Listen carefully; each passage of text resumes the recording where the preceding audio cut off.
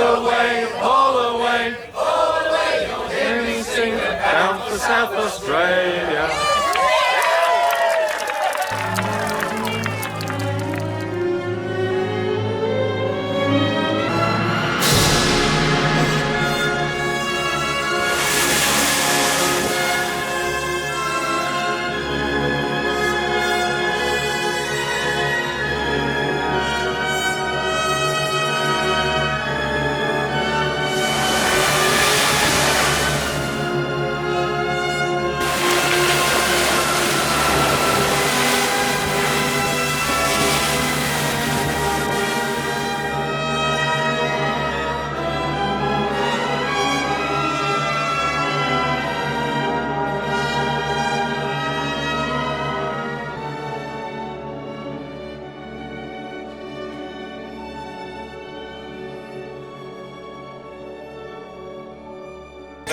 Sails on a heaving ship, hauling us around the wild Cape Horn. Welcome back to the adventures aboard the tall ship Duyfken and part 2 of the Australian Wooden Boat Festival, which really is incredible.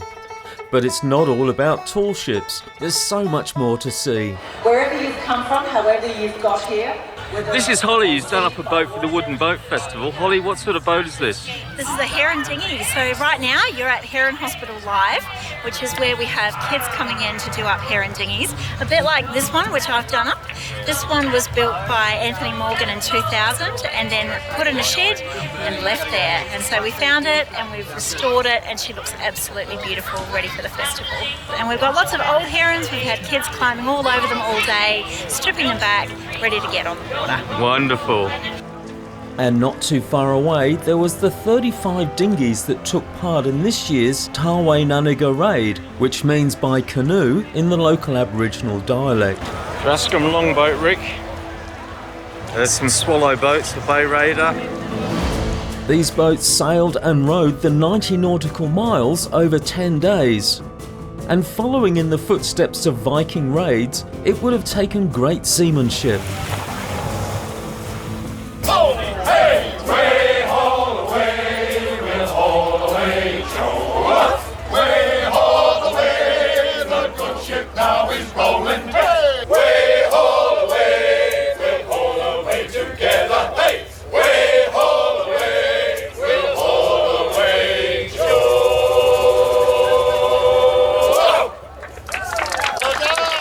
And no trip to Hobart is complete without a visit to the Salamanca markets. Salamanca markets on a Saturday. I went in search of the famous curried scallop pies, but unfortunately they'd sold out by 10:30 in the morning.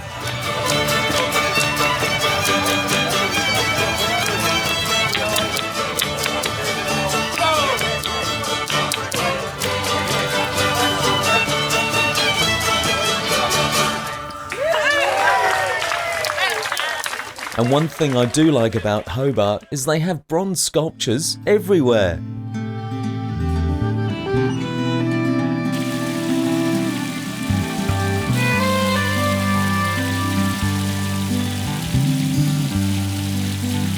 And speaking of sculptures, some of these boats are actually sculptures in wood. The finish is incredible.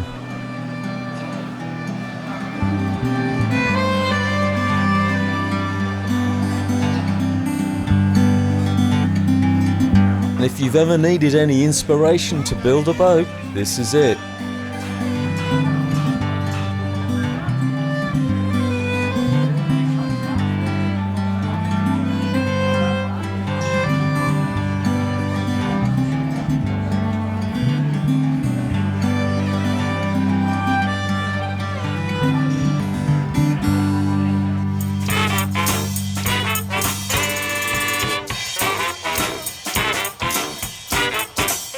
So it's Sunday night and we're just about to go out for the fireworks, and we've got some VIPs from the museum on board.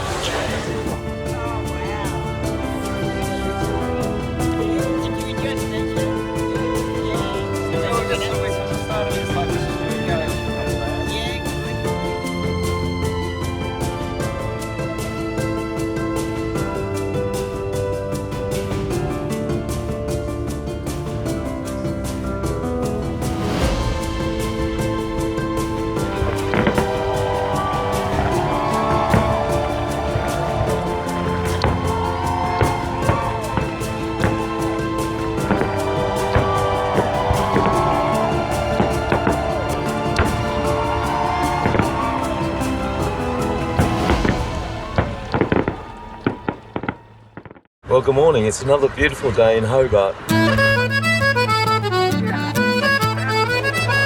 I've just come to the Model Makers Pavilion at the Wooden Boat Festival, and some of these models are absolutely incredible. The attention to detail is mind-blowing.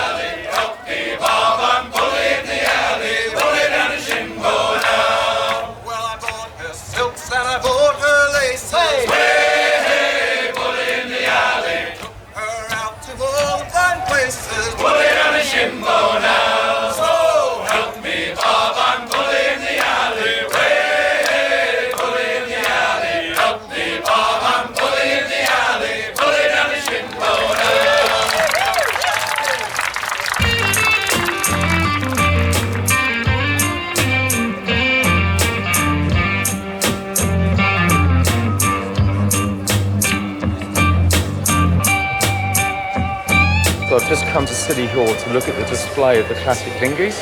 It's well worth a look. Most people learnt to sail in dinghies, and the chances are you probably learnt in one of these.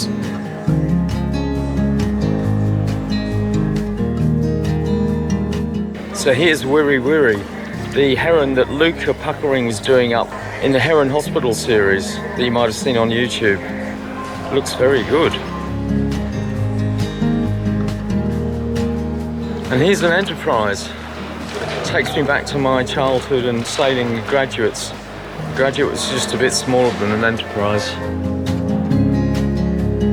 When you look to go a bit bigger, how about the Britannia?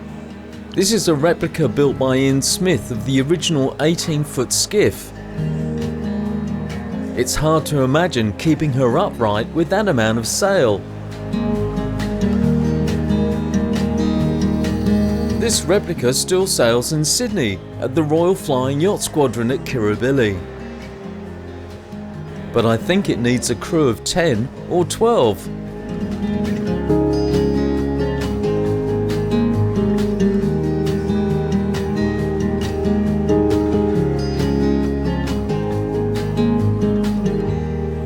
This is Robert, who's building Michael Storer combi canoe.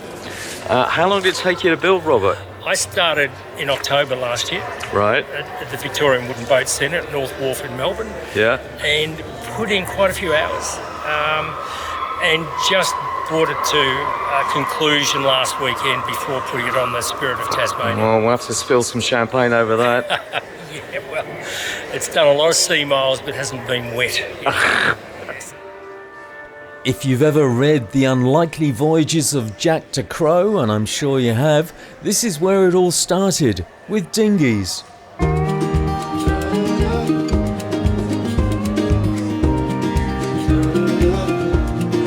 And this is a VJ. And this is a Sabre. And these guys are looking at a moth.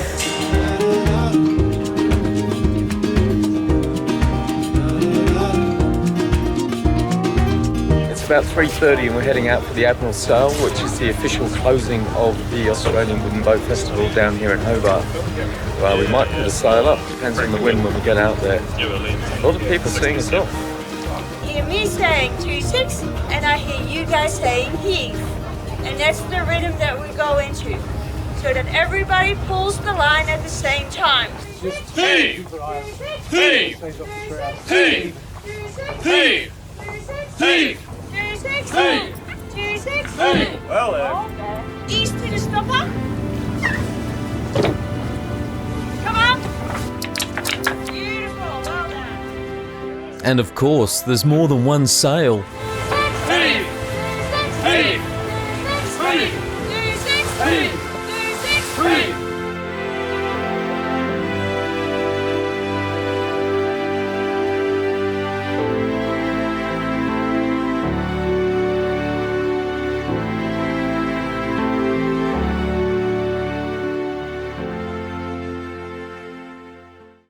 So it's Tuesday morning about 8 o'clock and the festival is officially over. A lot of the smaller boats have already gone, but the tall ships are still here. We're going to leave tomorrow. Some of these might pull out today. It's been a fantastic time. If you ever get the chance, come down to the Australian Wooden Boat Festival in Hobart. You won't be disappointed. There's so much to see. So many boats and ships. Fantastic. It's all a bit sad, really. I quite like Hobart. I'm not sure I want to go home. And everybody's feeling a bit flat. This is Cody the bosun. Hello. For the trip back. We were just doing some more rigging adjustments. What are you doing, Cody? So I'm currently making or stropping a block for the starboard fore-topmast backstay. So this will run from the top of the fore-topmast there, and just come down into the aft end of the starboard fore channel. Right. There's a bit of wear on the lanyard, so we wanted to replace the lanyard, and while we're doing it, we might as well just re-strop a block and replace like for like. Yep. Hold that. Yep. And this is just stretching it, is it?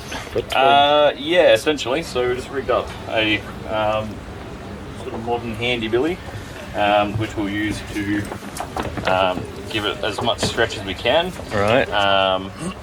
And then once that's all stretched out and lovely, we'll be able to put a seizing on. Just seizing it together using a seizing hammer, or is that what you call Seizing it? mallet. Seizing mallet. Right. And squeezy, squeezy, squeezy until it starts bleeding tar.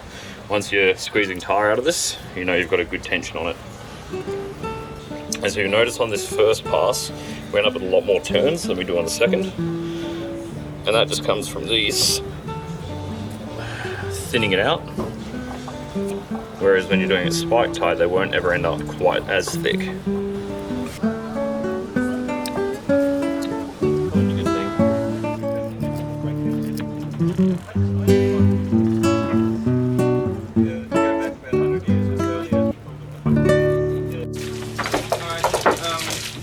I didn't have a look for shit, but anyway, I will be back in after. Oh, why are you filming the Admiral? You don't have the copyrights for that. Oh, it's all right. When you become famous, let me know and I'll delete it. I don't need to be famous. I'm an Admiral. Paula, we love you.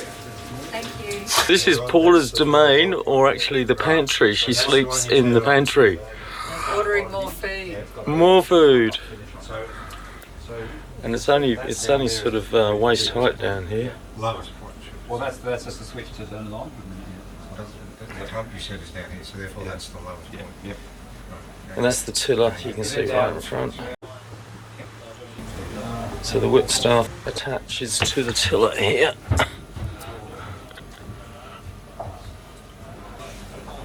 And then go up here, get to the main cabin.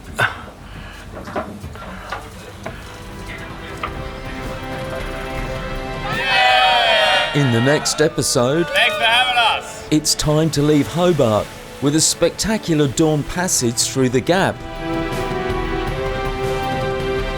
It's absolutely stunning and amazing, and we've got seals and sunrises and beautiful colours, and it's incredible.